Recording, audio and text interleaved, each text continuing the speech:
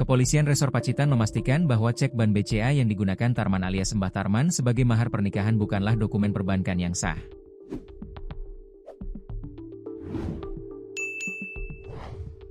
Polisi pun resmi menetapkan pria lanjut usia itu sebagai tersangka pemalsuan surat.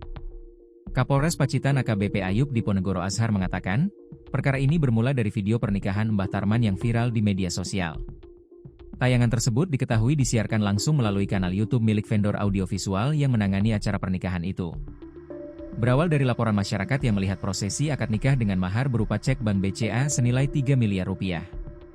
Setelah kami dalami, cek tersebut tidak memenuhi ketentuan sebagai dokumen perbankan, ujar AKBP Ayub dalam keterangan pers, Rabu, 10 Desember 2025. Pernikahan Tarman dengan mempelai perempuan bernama Sheila Arika mendadak menjadi bahan perbincangan publik. Penyebabnya tak lain adalah mahar yang ditampilkan dalam prosesi akad. Selembar cek ban BCA bertuliskan nominal 3 miliar rupiah. Video itu cepat menyebar dan memicu beragam spekulasi di media sosial.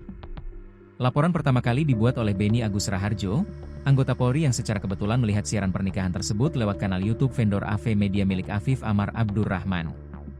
Kecurigaan muncul saat Beni mencermati detail cek yang diperlihatkan dalam prosesi akad. Berdasarkan pengalamannya, Beni menemukan sejumlah kejanggalan.